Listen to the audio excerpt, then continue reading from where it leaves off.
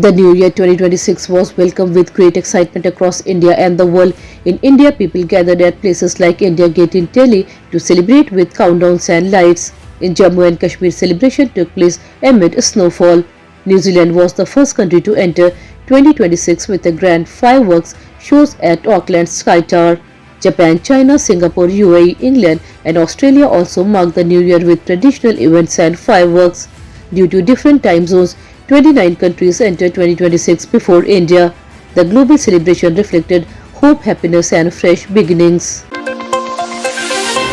On the first day of 2026, major religious and tourist places across India saw massive crowds of devotees. In Ujjain, thousands visited the Mahakaleshwar temple to seek blessings. Indian women cricket team members, including Vice Captain Smriti Mandhana, were also seen at the temple. In Mathura, heavy crowds at the Bake Bihari temple led authorities to request devotees not to visit until January 5th. In Jammu and Kashmir, registration for the Vaishno Devi shrine were temporarily stopped to manage crowds. Beautiful images of the year's first sunrise also emerged from many parts of the country. India's top leader extended warm wishes to citizens on the occasion of New Year 2026. President Draupadi Murmu, Prime Minister Narendra Modi and Congress leader Rahul Gandhi conveyed messages of hope and unity.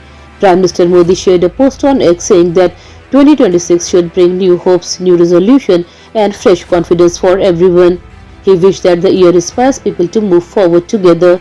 The greetings reflected optimism and encouraged citizens to work together, peace, progress and development in the coming year. India's aviation regulator DGCA has issued a show cause notice to an Air India pilot. The notice was sent after the pilot reportedly operated a flight despite a technical fault in the aircraft. According to reports, a smell of smoke was also noticed near the aircraft door during the flight. The DGCA is seeking an explanation from the pilot for not following safety rules. Air India has started its own internal review. The regulator said passenger safety is the top priority and strict action may follow after the investigation. Union Home Minister Amit Shah held a meeting with BJP workers in Kolkata ahead of the 2026 West Bengal Assembly elections. He asked party workers to set a clear goal for victory. Shah strongly criticized the Mamata Banerjee government, alleging that women are unsafe in the state and land is under mafia control. He also raised concern about illegal infiltration, calling it a threat to national security. Shah mentioned several alleged scams, including teacher recruitment, SSC, coal ration, Manrega and PM housing scheme, intensifying political attack ahead of elections. The process of homecoming for the Beni Mishai community living in Manipur and Mizoram has gained speed. Around 5,800 people from this community are set to return to Israel. The Israeli cabinet has approved a plan worth nearly 250 crore rupees for this purpose. Under the plan, 1,200 people will be relocated to Israel by 2026, while the full relocation is targeted by 2030. The Beni Mishai believe they belong to one of the biblical lost 10 tribes. Recent ethnic violence in Manipur is also seen as a reason for faster reaction. A fire broke out during New Year celebrations in the Netherlands capital Amsterdam. The incident occurred at a historic Wondel church, creating panic in the surrounding area. Emergency alerts were issued immediately and rescue teams rushed to the spot. Firefighters acted quickly and managed to control the blaze in time. Due to the swift response, major damage was avoided and no serious injuries were reported. Authorities are investigating the cause of the fire. The incident briefly disrupted New Year celebrations but highlighted the importance of strong emergency services and quick action during large public events. New York City has made history by appointing its first Muslim mayor, Indian origin Zohran Mamdani, aged 34, took oath by placing his hand on the Quran. He is also the city's first South Asian mayor and the first mayor born in Africa.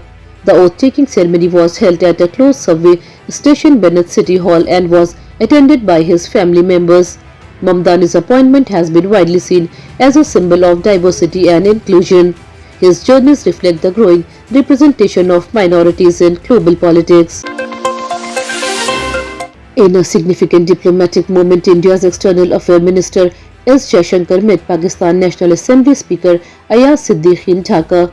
The two leaders shook hands during the meeting, Both were in Bangladesh to attend the funeral of former Prime Minister Khalida Zia. This is considered the first direct interaction between senior leaders of India and Pakistan after Operation Sindoor in May. The meeting is being viewed as diplomatically important as even brief engagement between the two countries often draws global attention amid tense bilateral relations. Indian stock markets are trading higher today. The Sensex is up by 150 points and is trading around 85,350. The Nifty is also in the green. It is up by 50 points and is near the 26,200 mark. Auto and metal stocks are leading the market gains. Shares of car makers and steel companies are seeing good buying interest. Banking and IT stocks are showing mixed trends. Market experts say positive global cues and steady investors' confidence are supporting the market today. Australia has announced its provincial team for the T20 World Cup. The squad includes 3 new players who will make their World Cup debut this year. This decision shows the team focus on young talent and fresh energy. Star fast bowler and captain Pat Cummins has also been included in the squad. Senior players and experienced performers are part of the team as well. Cricket experts say Australia has selected a balanced side with a mix of youth and experience. The team aims to defend its strong record in T20 World Cup.